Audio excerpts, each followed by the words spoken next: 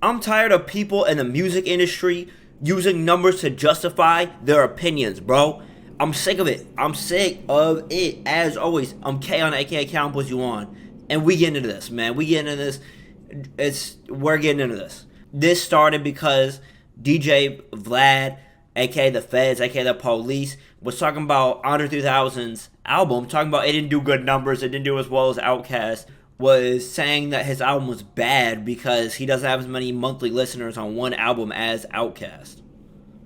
And he took a picture a few hours after the song dropped and then was comparing it to Outkast's monthly listeners. I'm no scientist, but that's so stupid, bro. Like, that's so dumb. Even in a numbers argument, that's a terrible argument. Because Andre 3000's album was a flute-based album, bro. And a flute-based album, you wouldn't expect to do crazy numbers from a person who was a rapper full-time this whole career for the past 20-something years. 30 years. So you wouldn't expect probably crazy numbers from that, bro. Anybody can use their mental. We can use our mental and figure that out, bro. Like, it's not crazy. It's not new. But DJ Vlad likes to use numbers, I guess. And this seems to be a DJ type of rhetoric. DJ Academics also loves to use numbers, bro. And I actually don't have a problem with numbers if you want to use it for, like, mainstream conversations. So, for example, like, who's more mainstream? Who's more influential to the masses? Like, okay, we can use numbers. We use numbers for Drake. We use numbers for Taylor Swift. We use numbers mainly for rappers, but for some reason, Taylor Swift's numbers were popping up everywhere. I talked about it for a little bit, but overall, bro, like, numbers are mainly used for rappers, which is very interesting to me, but when it's used for rappers, it's not used like, oh my gosh, they did amazing. They did such a good job. It's used as like these guys either are good or bad. That's like the rhetoric. Like, if an album doesn't have good numbers, it wasn't good to a lot of people. If the album has good numbers, it's the greatest album of all time. And people will use the argument like it's the greatest album of all time because it has the best record sales. I genuinely, and if you want to bring up numbers, that's fine. But you're going to get outclassed by everyone outside of hip-hop. Like, you want to say this is the greatest album of all time, but then we look at Taylor Swift, she has so many more numbers. We look at, like, some K-pop groups, they have so many more numbers. Like, obviously, you cannot use numbers and have it be your main focal point. You cannot have numbers be the foundation of your opinionated-based argument, right? Like, does that make sense? Like, we can't have that. And I said this in one of my TikTok videos, but basically, like, you're using the most objective thing you can for art and conflating it with your subjective view. You're using numbers to justify how you feel. You can't really do that with art. Like, you can't really do that. Like, that's like having a painting that sold for, like, $1 billion. And somebody's like, oh, well, my favorite painting and, like, what I consider the best is, like, Van Gogh's skull painting. And you're like, well, the Mona Lisa is worth more. All right. Okay, what am I going to do with that information, bro? Like, this is what I find to be the best. And anytime anyone's having a conversation about art, obviously it's what they feel. Like, we don't even need to have that description or that, like, fine print on their opinion. Like, we know that's what it is. And especially in hip-hop, like, you will see a lot of people comparing people. It's strictly based off numbers. They'll say, oh, well, this Kendrick album, Mr. Morale didn't do as good as For All the Dogs. For All the Dogs was made in less time than Mr. Morale. But I think what a lot of people miss is the nuance behind an artist, right? So we have the artist and the music that they make. That's the surface level. That's the basic that we have. Below that, we have a type of content. So for Drake, that'd be partying, clubs, heartbreak, stuff like that. And underneath that, and I think this might be one of the most important aspects, is motivation for making music. Now, for Drake, I think his main motivation is numbers. Being famous, popular, rich. That's kind of his thing. And being that bracket above, kind of his content is not at the forefront. That's not even near the top for him. I think what's at the top is him wanting to be rich and famous and him doing the best numbers in hip-hop. Now, for somebody like Kendrick, and I've discussed this kind of before, but for Kendrick, his service level is obviously rap, makes music as an artist, but right below that, instead of having like wants to be rich and famous, his motivation is making good music or being very artistic, being the best rapper. Those are what I would describe him as. Like that goes in there, and then below we have this type of content, and those all connect. Those aren't individual of each other, but I think where you have that focus of like, oh, he wants to be the best rapper, so he gonna have some crazy lyricist bars. Like J. Cole wants to be the best rapper, so his lyricism is crazy. Whereas I think the actual like songs aren't trying to like be super in the club. He's not trying to make club bangers, and he talks about this on Lil Yachty's podcast a little bit. In the South, they was on a lot of that shit for me, artistically, and what I stood for morally as an artist. I was conflicted because on one hand we partying all the time to this music. But on the other hand, I'm like, man, this shit go against everything that I think that I am or who I am. I had some fake morals about myself, right? Around the time Soulja Boy came out, I don't know how this happened, but I had a realization within myself. Because I'm hearing that shit, and I'm like, man, this shit, Soulja Boy, tell him. It sounds crazy to say now because it's such a classic to me. But at that time, I had resistance. Similar to when you came out and your class came out. I had resistance. Nah, that's not the thing that I love. Like, what? Y'all fucking with this? Like, I was one of them. Yeah. And it was literally a part of me that had a realization. I was young. I was proud of myself for this realization. Because I was like, bruh, you a hater. Like, yo, you are literally hating. Yeah.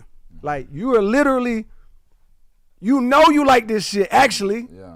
You be with your friends and you know you done did about having to learn kind of himself, like that, oh, people have different motivations and people are good at different things. Like Soulja Boy, for example, he said that he hated Soulja Boy for a while when he was first coming up, but then he learned like, oh, Soulja Boy's doing this thing really well that I'm not doing. But he talks about Soulja Boy not really liking Soulja Boy, but then kind of learning that, oh, he's making these club bangers, he's doing this better than I am. And we all kind of have our different lanes and perspectives. And you hear even Tyler, the Creator, talk about this on Ebro back when he dropped Call Me If You Get Lost, about how everyone has like their own community, their own perspective. Like DJ Khaled initially said like, this is crazy and weird music, how did this get #1?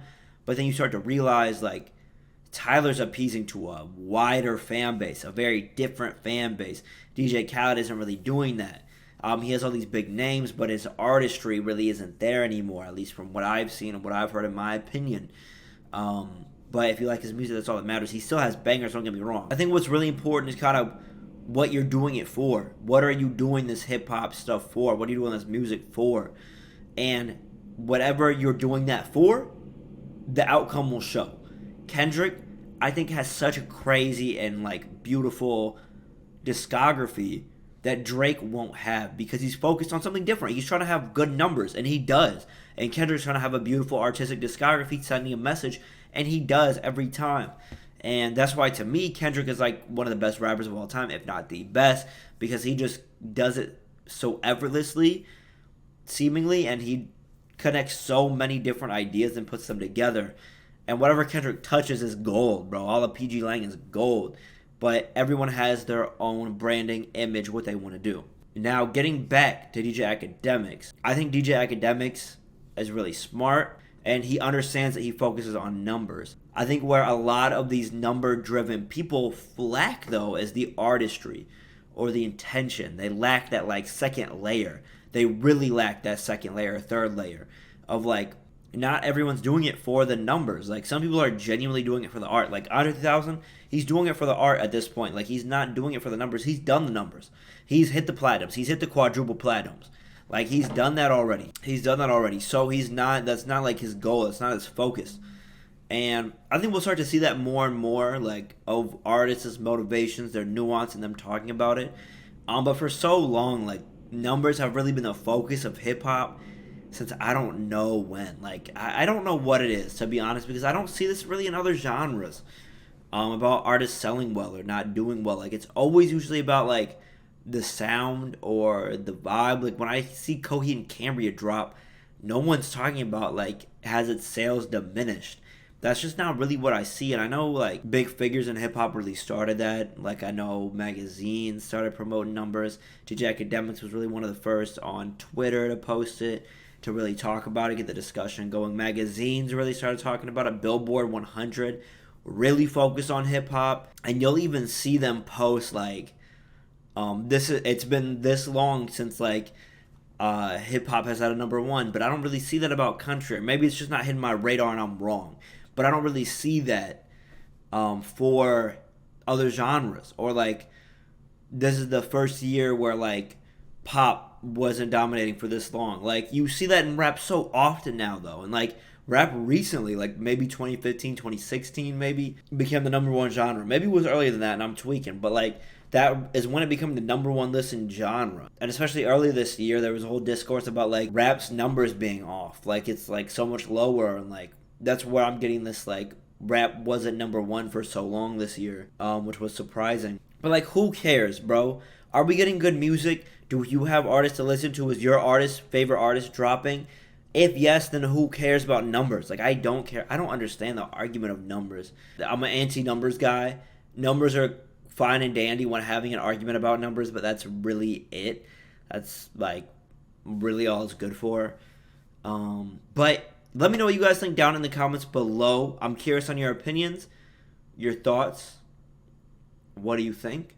As always, I'm K on AKK. I'm put you on, and check out my other platforms. I got a TikTok, Twitch, Instagram, Twitter. They'll all be linked down in the description below, and any videos that I put in here, if I did, those will also be linked down below. As always, I love you guys and appreciate you guys so much. We're gaining in subscribers. We're almost at 500. I think we're at 450 on YouTube. We're at 1250 on TikTok. We're at 3,000 something on Instagram. So we're doing great, bro. We're growing. We're blowing up. And when I come up, you all come up because, like, bro, these people don't know. These industry people don't know. But when I blow up, I'm promoting so many smaller artists. I don't have the platform to do it yet. And I want to so bad, but that content doesn't do well. So I'm thinking about how to restructure it. I'm trying to figure out how to do that and make it engaging, make people want to listen to smaller artists.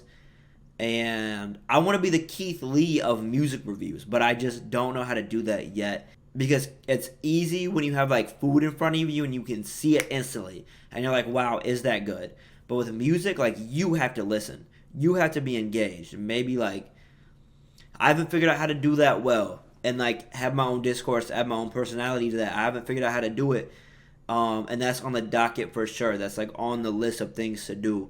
So maybe in like a year, after this video comes out, I'll look back and be like, damn, I really figured that out and I had no idea before. Because right now I have nothing, bro. Like I want to be on Twitch and kind of stream my reviews, post those clips on TikTok. That's kind of my ideal right now, but who knows? But as always, I'm getting off topic. I love you guys and appreciate you guys. I think we're going to hit 3 videos this week. Maybe. I think. Fingers crossed. So check out those when they drop. As always, I love you guys and appreciate you guys. Be safe. Be smooth.